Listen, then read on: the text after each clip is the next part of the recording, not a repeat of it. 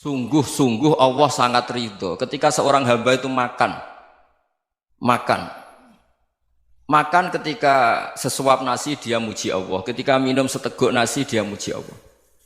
Itu kalau orang diridhoni Allah itu wali betul. Itu untuk jadi wali itu gampang. Kamu makan ridho, kamu ninjak buminya Allah ridho seneng, kamu hidup keseharian aman seneng. Nah ini supaya sampean kita semua ngaji betapa panduan Rasulullah untuk menggapai ridho Allah itu banyak yang keseharian sekali. Saking kesehariannya banyak dalam hadis dan itu sahih. Nabi menyebut hal-hal yang keseharian. Hatta ma tas'alu fi imra'atika, kamu punya uang kemudian istri kamu bisa makan itu ibadah. Bahkan sebagian ibadah itu dicontohkan Nabi yang akhirnya diprotes sahabat. Yaitu wafi buti ahadikum sodakoh, kamu menggauli istri kamu itu ya sodakoh. Sampai sahabat bilang yang benar ya Rasulullah. Ayati ahaduna syahwatahu wa huwa lahu ajrun. Masa urusan biologis, urusan syahwat kemudian dia dapat pahala. Nabi menjawab, alai salawadu'aha fi haramin akana alaihi wisrun. Bagaimana kalau dia meletakkan ke yang tidak benar itu kan dosa. Nah, hal-hal seperti ini yang saya ingin teman-teman semua. Saya juga agak ingin ngaji demi Anda juga agak ingin. Itu dosa sekali ngaji kok pesanan kelompok tertentu itu enggak boleh. Islam itu untuk semua. Jadi ya cuma karena di depan saya jenengan ya seakan-akan jenengan korbannya.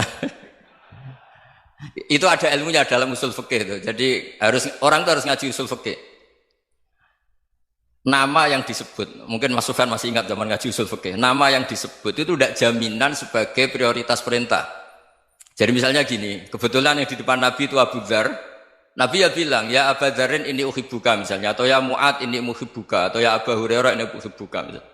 Banyaklah riwayat yang Nabi nyebut ya Aba Dzarin, ya Mu'ad, ya Aba Hurairah. Kemudian misalnya Nabi meneruskan khitab, ini uhibbuka, saya mencintai kamu, fakul dubur sholatin, atau sebagian riwayat disebut fala tada'an la dubura kulli sholatin, Allahumma inni ala dzikrika wa syukrika wa husni ibadatik. Saya mencintai kamu, siapa saja. Mu'ad bisa, Abu Dzar bisa siapa? Saya mencintai kamu, mohon kalau habis sholat kamu jangan lupa wiridan Allahumma a'inni ala dzikrika wa syukrika wa husni ibadatik. Ya Allah, tolong kami permudah supaya mudah ingat engkau. Anda tidak bisa mentang-mentang, wong nama saya Parmin, nama saya Purnomo, itu yang diperintahkan Mu'ad misalnya. Jadi yang disebut satu, tapi khitab itu untuk siapa saja. Saya teruskan ya. Jadi saya mohon semua kita melakukan kebaikan itu kalau dalam kaidah fikih disebut al yakin la yuzalu bisyak. Banyak kebaikan yang kebenarannya itu 100%. Tidak punya efek samping ke pihak lain, ke kelompok lain, ke komunitas lain. Yaitu tadi misalnya Anda makan dan itu murah sekali, hanya butuh satu piring. Setiap punyaan kamu muji Allah, setiap minum kamu muji Allah. Itu redaksinya Rasulullah SAW disebut Allah sangat ridho ketika seorang hamba makan, kemudian dia memuji Allah. Atau minum, kemudian dia muji Allah. Logikanya gampang, negara seperti ini yang kamu harapkan bentuknya kayak apa, mertua, ipar, komunitas, tetangga. Itu nyata terjadi itu kan belum pasti.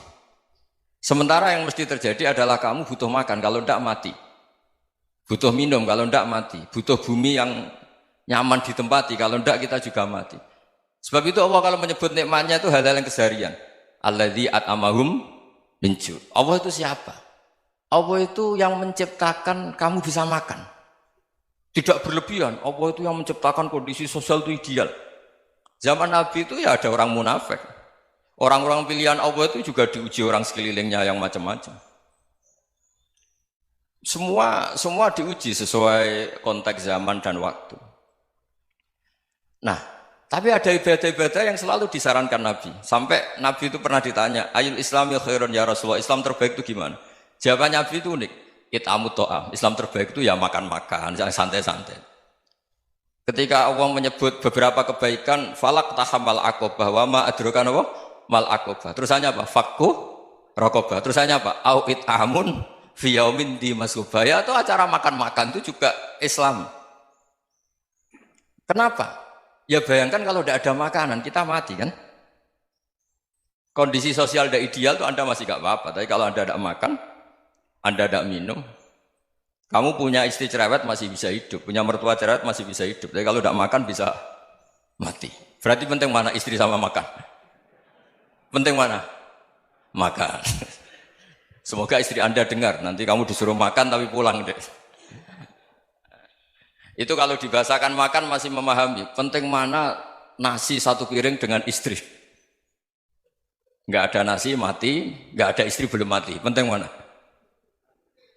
Gak berani jawab kan? Nah, ternyata Anda ada garang kan di depan istri. Jadi saya mohonlah, mungkin Mas Sufyan Sauri tadi yang bisa bantulah. Teman-teman tuh ngaji yang keseharian saja. Karena kita nyari ridho Allah itu berdasar firman Allah. Dan firman Allah itu menyebut keseharian tuh riang, gampang. Yaitu tadi misalnya wa min ayatihi manamukum billaili wan nahar. Termasuk ayat-ayat Allah itu kamu tidur. Maka dulu itu ada guyonan, ada tokoh Mu'tazilah, kelompok dalam Islam yang berpikir manusia itu bisa menentukan ikhtiarnya sendiri. Karena saya bisa duduk, ingin berdiri, berdiri. Karena kelompok ini nggak terima kalau semua kehendak Allah, nanti bagaimana kalau semua kehendak Allah kok ada hisab ya, ada sanksi. Lucunya itu dia akhirnya, ini cerita ya, mencintai seorang perempuan, cantik sekali. Dan itu dia menjadi ahli sunnah itu oleh hal-hal yang sepele. Karena istrinya cantik, ya namanya suami istri itu hubungan intim. Terus ditanya, Mas, masih ingin lagi? Masih. Silahkan diulang lagi. Wah ya tidak bisa. Katanya manusia bisa menentukan yang diinginkan. Itu tobat itu. Itu nggak bisa ditobatkan Mas Sufyan Ats-Tsauri. Orang cantik yang mudah nobatkan orang itu orang cantik. Segampang itu. Akhirnya kita tahu, makanya kalau dalam kitab Hikam itu disebut al-aqil mayyakul madza yaf'alu wa hubi wal ghafil mayyakul madza af'al. Orang yang punya akal karena sadar ini wilayah Allah, semua milik Tuhan. Itu dia tiap hari berpikir, besok Allah akan melakukan apa terhadap dunia ini. Kamu merencanakan sesuatu mau plesir, ternyata gempa. Mau wisata ke Rusia, ternyata perang. Kamu tidak pernah tahu apa yang akan terjadi besok. Wa ma tadri nafsum madza taksibu ghadan. Tapi anda semua kita ini sering punya jadwal permanen. Makanya saya kalau diundang siapa saja, bisa takdir. Yang jelas Gus ini acara penting. Ya masih acara penting nak pangeran ngersakno piye? Kok ape dadi pangeran? Kamu kok mau jadi Tuhan? Itu kadang ya kiai. Penting Gus acara ini jenengan harus memastikan bisa.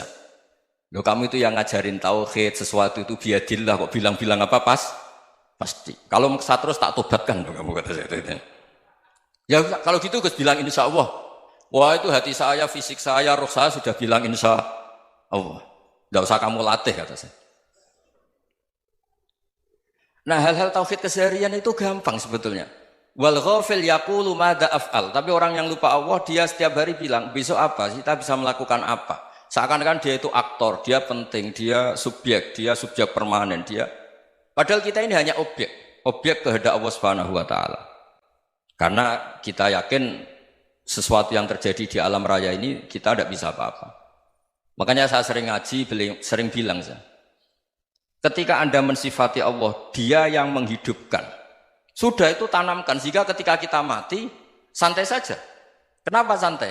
Allah punya cara menghidupkan kita. Zaman kita hidup juga gak tahu caranya ngelola jantung, ngelola paru-paru. Kamu juga gak tahu ngelola oksigen yang tidak beracun, tidak mengandung polusi. Tahu-tahu hidup. Gak ingin tua ya tahu-tahu tua, gak ingin mati tahu-tahu mati. Selama ini kita hidup juga agak tahu apa sebetulnya.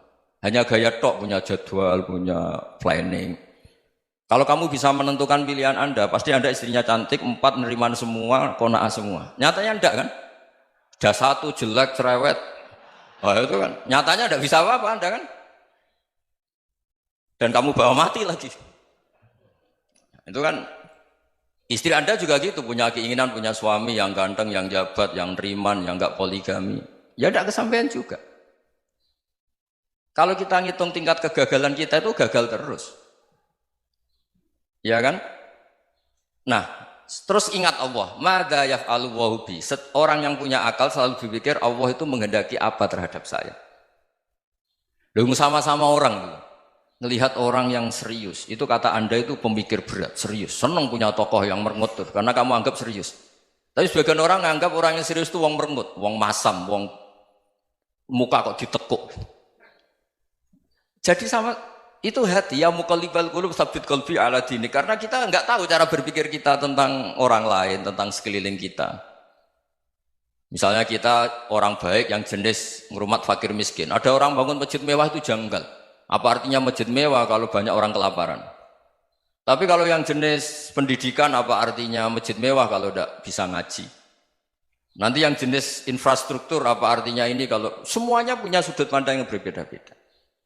Dan Islam mengapresiasi semua kebaikan. Tapi katakan semua kebaikan itu adalah kehendak Allah Subhanahu wa taala. Karena apapun baik Anda itu pakai fasilitas yang diberikan oleh Allah Subhanahu wa taala. Sehingga ini yang disebut qulillah tsumadarhum fi khawdihim yal'abun. Ya kembali tadi ke tema-tema bahwa keseharian Anda ini sudah Islami. Saat Anda tidak bisa melakukan apa saja. Saya sering ada jenazah, biasanya kalau tetangga meninggal saya sering disuruh ngelepas. Saya bilang orang ini baik. Karena sering ngelamun di rumah, sering nganggur di rumah. Ditanya sama anaknya, kenapa Gus nganggur baik? Ya kalau dia nganggur artinya juga agak berbuat sesuatu yang maksiat kan? Ya kan? Orang nganggur di rumahnya ya tidak bunuh orang, tidak maling, tidak korupsi, ya namanya nganggur di rumah. Lah cuma istri cara pandang nganggur gak menghasilkan uang itu. Tapi juga gak menghasilkan kriminal kan?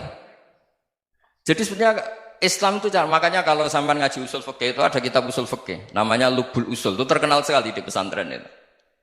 Itu kalau ngapresiasi keseharian itu luar biasa. Izma min mubahin illa wa yatahaqqaqu bihi tarku haramimma. Karena keseharian yang mubah saat Anda lakukan itu ada kehebatan yang luar biasa, yaitu meninggalkan haram. Makanya dulu banyak orang-orang alim ketemu temannya itu guyon sampai semalaman. Itu biasanya yang semangat Islam itu kiai kok tidak tahajud, kiai kok tidak witir. Orang yang sedang mapan uangnya banyak, malam itu tidak kelayaban itu sudah luar biasa.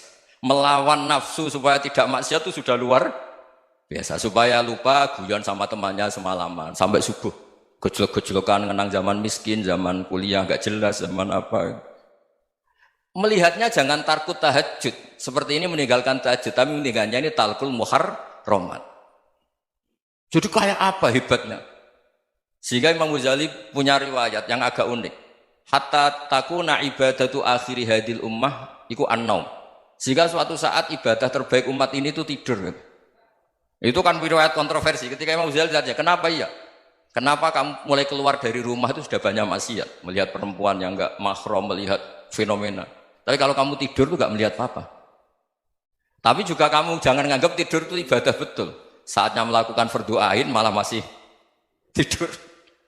Tapi itu sudut pandang yang menjadikan kita Islam itu gampang. Jadi saat Anda tidak bisa aktivitas apa-apa, misalnya ada beberapa orang yang lumpuh. Lumpuh itu memang nggak bisa Jumatan, nggak bisa ibadah, tapi dia juga nggak bisa maksiat. Tidur itu memang Anda saat itu tidak bisa tahajud, tidak bisa witir, tapi saat itu ada zina, ada maling, tidak gosipkan orang, tidak bully orang, tidak menanamkan kebencian, tidak hasud. Sehingga tidur menurut Allah Ta'ala wa min ayatihi manamukum billaili apa? Wan-nahar. Karena di tidur itu selain ada unsur istirahat, jaga kestamina, juga ada unsur meninggalkan beberapa keburukan. Nah saya mohon ibadah yang keseharian ini kita jaga. Supaya kita semua baca ayat itu fasih. Fasih itu tertanam di hati. Allah itu siapa? Alladzi at'amahum min ju'i wa amanahum min khauf. Dan Allah kalau cerita di Quran itu anna sababnal ma'a sabba thumma syaqaqnal ardana wa syaqqa fa ambatna fiha habba wa inaba wa qadba wa zaituna wa nakhla wa hadaika hulba. Kamu tahu saya ini siapa kata Allah? Saya ini adalah Tuhan yang menurunkan air, kemudian ada tanaman banyak. Habba wa inaba wa qadba, ada zaitun, ada tin, kalau orang Jawa mungkin ada tela, ada padi, ada mangga, ada pisang. Sudah. Wa inaba wa zaituna wa nakhla wa hadaika hulba, ada perkebunan yang lebat. Tujuannya apa? Mata Allahkum, silahkan kamu pakai, kamu nikmati. Tapi karena kadang kita ini punya ide-ide besar. Tadi untuk syukur saja nunggu punya istri riman, rumah baik, tetangga baik, komunitas baik, semuanya baik baru syukur. Lama-lama nanti ada di surga, syukurnya nunggu surga paling kelas A. Itu sudah ada yang menghuni Rasulullah, kamu nggak boleh di situ. Masa untuk syukur saja? Repotnya Masya Allah. Jadi mohonlah Quran yang kalau Anda hafalkan juz sama itu kan ada ayat-ayat yang kayak tadi. Ya, fal yanzuril insanu ila ta'ami. Coba lihat, Apa yang kamu makan ya? Dari mana? Dan untuk mempertahankan hidup kamu keseharian. Jadi jangan kira ibadah itu harus membentuk komunitas yang versi Anda. Ibadah itu harus yang hal yang mulu-mulu. Kesehariannya Anda alami. Loh ini saya tidak bikin-bikin. Saya ngaji bukan karena berdasar pesanan.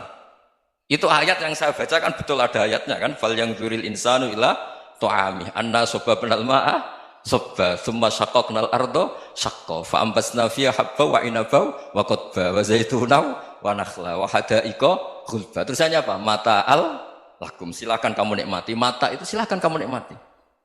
Ya kayak sampean dikasih hidangan ya makan. Ya sudah makan. Habis makan ya minum. Habis itu ngantuk ya tidur. Ya sudah normal-normal saja. Kayak apa indahnya Islam. Tapi Anda mencari Islam yang gimana lagi? Nah itu yang diajarkan guru-guru kita, diajarkan sanad kita sampai Wali Songo, sampai Rasulullah SAW. Bahwa pada akhirnya ada jihad, ada perang. Itu dulu memang perang, bukan membunuh. Beda. Dulu kita dijajah Belanda ya perang, dan itu normal karena kita dijajah. Jadi ketika orang lain ingin baik sama kita, wa in ahadum minal musyrikin astajaroka ya fajirhu hatta yasma'a kalam Allah. Kalau mereka ingin baik ya kita baik. Makanya ada istilah musta'man, mu'ahad. Kalau mereka ingin damai, berdampingan dengan kemajmukan ya itu yang lebih baik. Karena memang Islam menghormati proses perdamaian. Wa in janahu lis-salmi ya fajnah lah. Kalau ingin damai ya kita harus